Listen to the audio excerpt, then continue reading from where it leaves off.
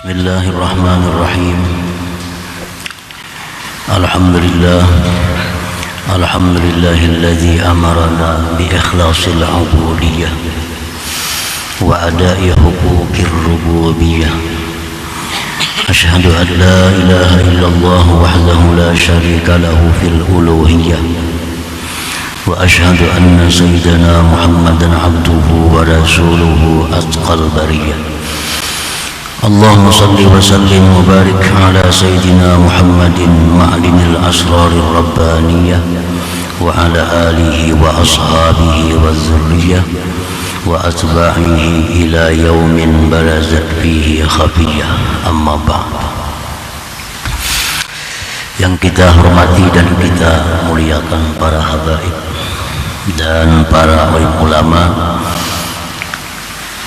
para muhibbin, hadirin hadirat rahimakumullah. Pertama-tama kita panjatkan puji syukur yang sebesar-besarnya kehadirat Allah Subhanahu wa taala, yang mana dengan taufik hidayah serta inayah yang diberikan kepada kita sehingga kita malam ini dapat kembali berkumpul, bertemu di majelis yang penuh dengan berkah dan rahmat ini. Salawat dan salam keharibaan junjungan kita, kekasih Allah, Nabi besar Muhammad sallallahu alaihi wasallam, dan seluruh keluarga, para sahabat, zuriat dan pengikut beliau sampai hari kiamat nanti. Para muhibbin rahimakumullah, al-hikmatu tsaminata asyara ba'dal mi'ah min al-hikamil ataiyah. Qala al-imam Ahmad ibnu Athaillah as-Sakandari rahimahullah wa nafa'ana bi'ulumihi wa asrarihi. Hikmah yang ke-118 dari Al-Hikam, berkata Imam Ahmad bin Athaillah As-Sakandari rahimahullah,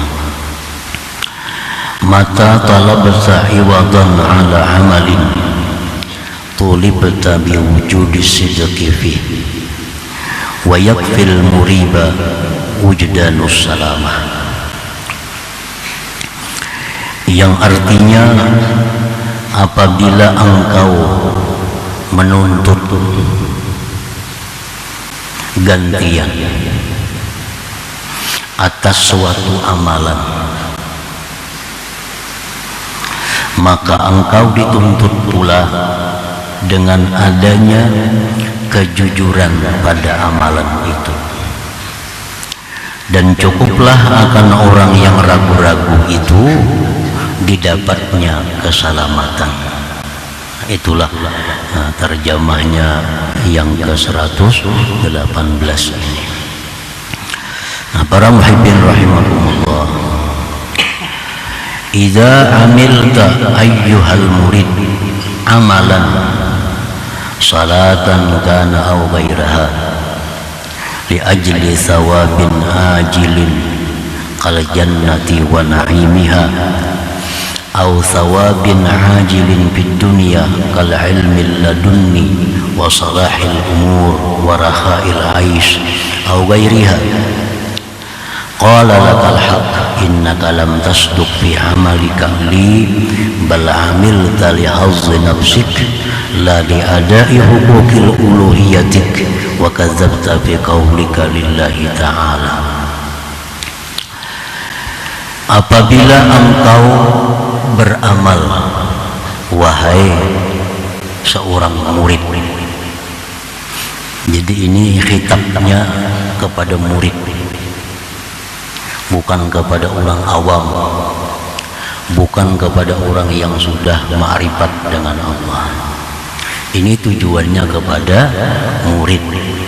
Nah, murid itu artinya boleh kita katakan murid itu orang yang ingin, yang hendak ma'rifat kepada Allah, orang yang ingin, yang hendak dekat kepada Allah, orang yang ingin yang mau dicintai oleh Allah, diridhai oleh Allah. Nah, itu murid. Jadi tujuan di sini adalah kepada mereka itu. Dan mudah-mudahan kita seluruhnya termasuk murid. Artinya orang yang ada keinginan, ada tujuan untuk dekat dengan Allah, termasuk orang yang ada tujuan untuk kekasih Allah. Nah, apabila engkau beramal wahai seorang murid akan suatu amalan, sembahyang atau yang lainnya, untuk pahala yang akan datang seperti surga dan kenikmatannya, atau engkau beramal wahai murid karena pahala, balasan, ganjaran yang segera di dunia, kal ilmi laduni, seperti ilmu laduni. Dia beramal dengan tujuan agar dapat ilmu laduni. Wa salahil umur, dia beramal tujuannya agar perkara-perkaranya bagus dalam dunia ini. Wa rakhail aish, dia beramal agar hidupnya ini makmur, hidupnya ini sukses. Aw ghairiha, atau selainnya. Nah, apabila engkau wahai murid beramal untuk satu balasan, untuk suatu ganjaran baik dunia atau akhirat, maka Allah berfirman kepada engkau, innaka lam tasduq bi amalika, engkau tidak jujur, engkau tidak benar pada beramal engkau itu karena aku, kata Tuhan. Jadi apabila kita beramal dimotivasi oleh surga, kita beramal didorong oleh keinginan agar selamat, maka Allah akan berkata kepada kita, engkau tidak benar beramal itu karena aku. Bal amil tali hazzi nafsi, bahkan engkau itu beramal hanya untuk kepentingan diri engkau. Engkau beramal untuk bagian diri engkau. Engkau beramal untuk kesenangan diri engkau. La li adai huquqi uluhiyatik, dan bukan untuk menunaikan hak ketuhanan engkau. Dan engkau telah berdusta pada perkataan engkau lillahi ta'ala. Nah, para muhibbin rahimakumullah, kita sembahyang ini tergerak karena ganjaran surga. Sedangkan kita dalam niat sembahyang, usalli fardhu zuhri lillahi ta'ala, karena Allah. Nah, berarti karena Allah ini mendustai Allah.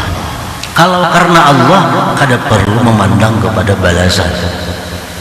Kita sembahyanglah menunaikan hak Tuhan, karena hak Tuhan itu mesti disembah. Kalau kita puasalah menunaikan hak Tuhan. Kalau kita berzakatlah menunaikan hak Tuhan. Bukan untuk kembali kepada diri kita manfaatnya itu. Jadi kalau kita beramal dengan tujuan balasan baik dunia atau akhirat, maka Allah akan mengatakan bahwa kita tidak jujur, bahwa kita berdusta pada perkataan kita lillahi ta'ala itu. Nah, para muhibbin rahimakumullah, maka setiap ibadah dalam niat itu biasanya ada lillahi ta'ala. Nawaitul umrata wa ahramtu biha lillahi ta'ala. Nawaitu sauma gadin lillahi ta'ala. Usalli pada zuhri lillahi ta'ala. Jadi perkataan kita lillahi ta'ala itu bertentangan dengan dorongan yang ada pada diri melakukan taat. Dorongan kita melakukan taat agar dapat surga, agar terhindar dari neraka, agar hidup ini makmur, agar hidup ini lapang. Nah, jadi itu dikatakan Allah, engkau tidak menunaikan hak ketuhanan, engkau dusta padanya lillahi ta'ala. Ternyata engkau beramal untuk kesenangan engkau, untuk pribadi engkau. Nah, para muhibbin rahimakumullah, wal amilu li hafzi nafsih murtabun bi wa'dillahi ta'ala fi kaunihi mujizan lahu bis sawabil ajil wal ajil. Orang yang beramal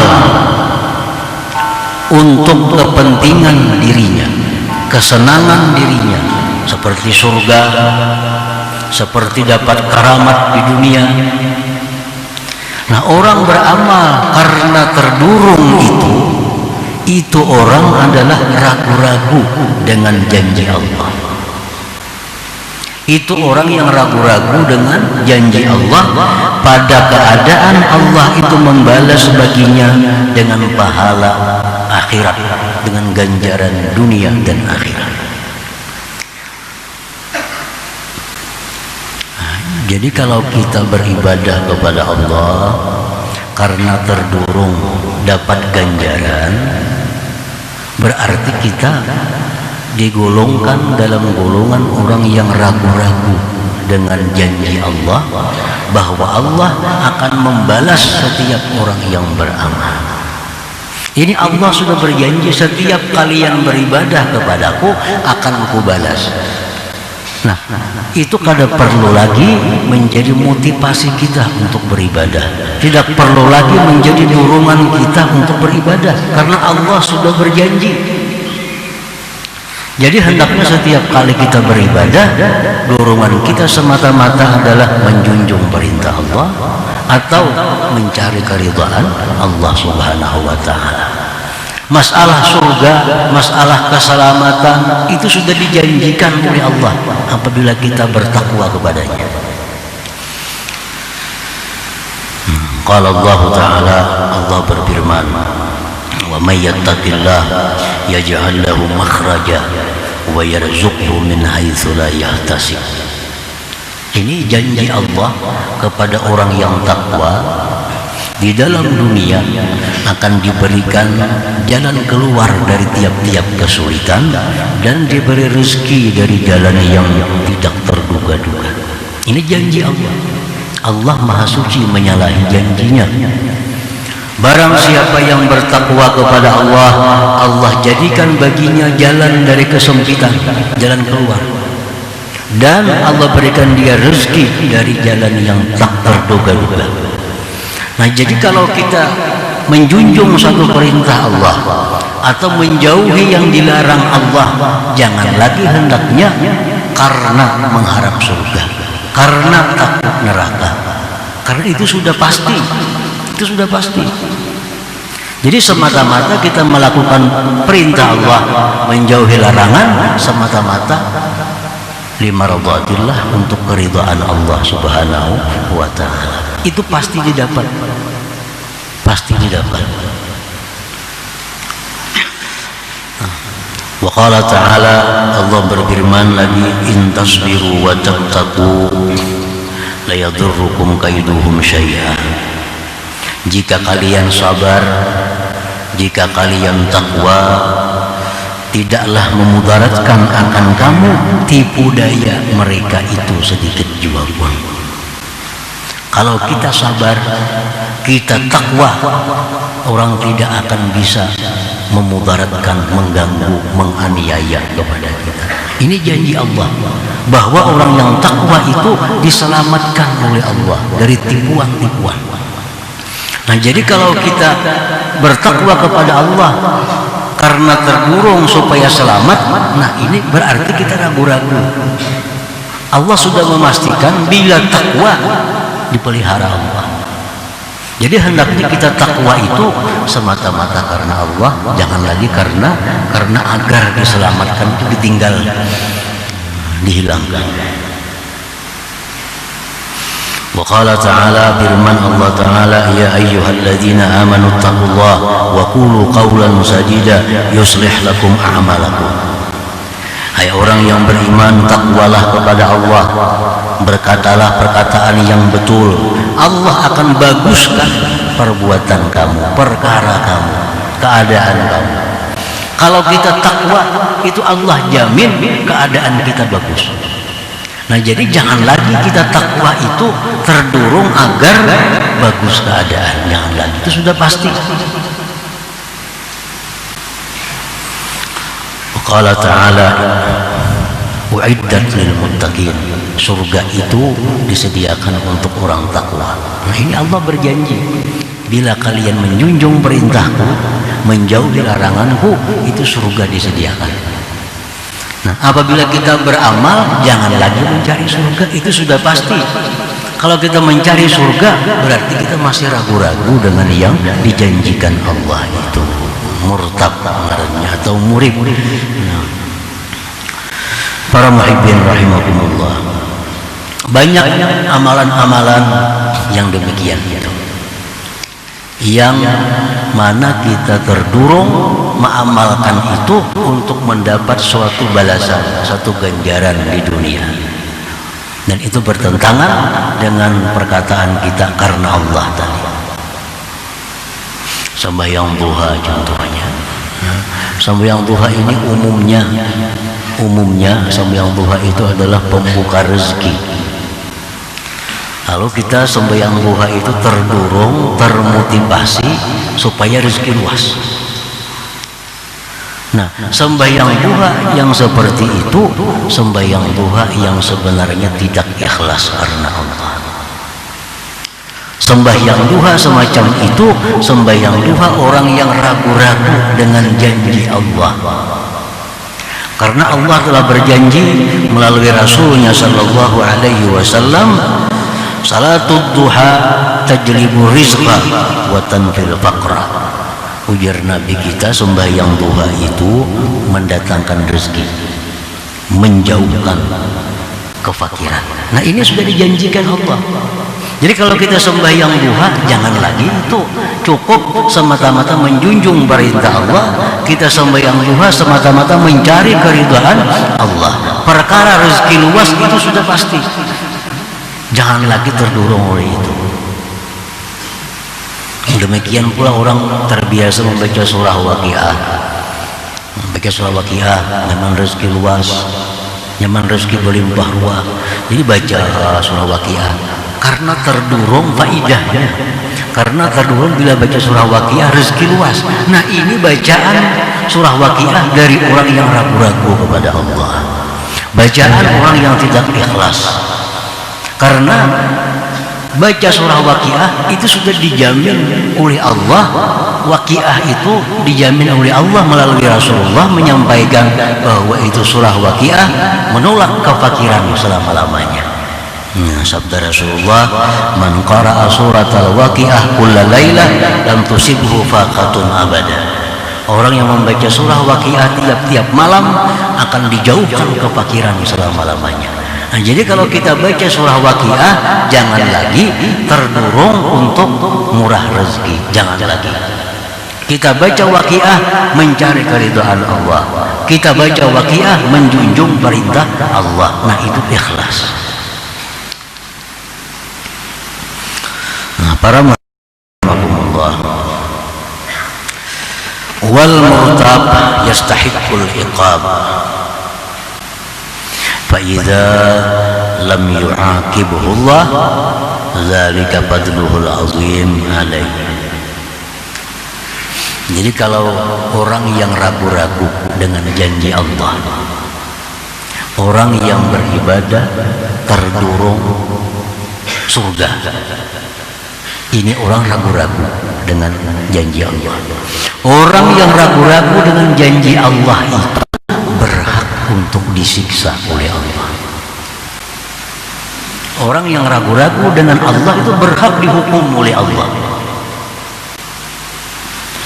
Nah, apabila orang yang ragu-ragu ini, orang yang selama ini membaca Waqiah Itu aja dorongannya supaya murah rezeki, supaya hilang kefakiran.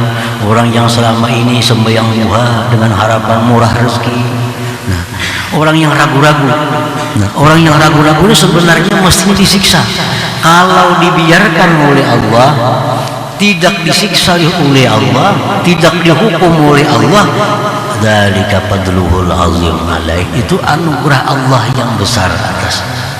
Mestinya dihukum orang seperti ini, mestinya diberi hukuman oleh Allah. Nah, para muhibbin rahimakumullah, jadi kalau kita beribadah kepada Allah terdurung ganjaran bukan untuk keridaan Allah, lalu kita selamat tidak dihukum oleh Allah, itu sudah keuntungan bagi kita, sudah keuntungan untuk kita. Nah, wa yakfil muriba wujdanus salamah, kata Imam Ahmad Ibn Athaillah, cukuplah bagi orang yang ragu-ragu itu adanya keselamatan, itu sudah cukup yang luar biasa. Nah, para muhibbin rahimakumullah, alhasil, nah, kesimpulannya, al-mukhlis fi amalihi lillah yagibu an qalbihi ma'nal iwat wa qasdih. Orang yang ikhlas pada amalnya karena Allah, hilang dari hatinya memikirkan gantian dan mencari gantian kepada Allah. Idh huwa la yattajihu biqasdih illa ila mardatillahi ta'ala wahdah, karena dia tidak berhadap dengan tujuannya melainkan kepada keridhaan Allah subhanahu wa ta'ala semata-mata. Nah, para muhibbin rahimakumullah, diceritakan dulu kisah Nabi Isa. Nabi Isa al-Masih, orang yang suka berjalan, bertemu satu kelompok, satu majelis yang berzikir kepada Allah. Ujar Nabi Isa, kenapa kalian berzikir kepada Allah? Karena kami takut neraka. Nah, ini orang yang berzikir kepada Allah karena takut neraka. Nabi Isa meninggalkan majelis itu. Jalan Nabi Isa, ketemu lagi majelis orang berzikir kepada Allah. Ujar Nabi Isa, kalian berzikir kepada Allah kenapa? Mereka jawab, karena kami ingin surganya Allah. Kami berzikir karena ingin surganya Allah. Nabi Isa pun meninggalkan majelis zikir itu. Terus Nabi Isa berjalan sampai ke suatu majelis zikir lagi. Nabi Isa pun singgah lagi, beliau bertanya, kenapa kalian berzikir kepada Allah? Mereka menjawab, limardhatillah, kami berzikir kepada Allah untuk keridhaan Allah subhanahu wa ta'ala. Nah, Nabi Isa berkata, disinilah aku diperintahkan untuk bergabung, dan kalian adalah awliyaullah, wali-walinya Allah subhanahu wa ta'ala. Nah, para muhibbin rahimakumullah, jadi orang yang ikhlas dalam amalnya itu orang yang tidak ada dalam hatinya itu pikiran gantian dari Allah. Orang yang tidak ada tujuan dalam hatinya mencari apapun dari Allah selain daripada menjunjung perintah Allah, selain daripada keridhaan Allah. Nah, ini orang yang sidqul ikhlas, yang benar-benar ikhlas. Walaupun untuk orang-orang awam, orang-orang umum, dia beribadah karena takut neraka, itu sudah masuk ikhlas. Itu bagi orang-orang umum. Nah, dia beribadah karena mengharapkan surga, itu sudah ikhlas bagi orang-orang umum.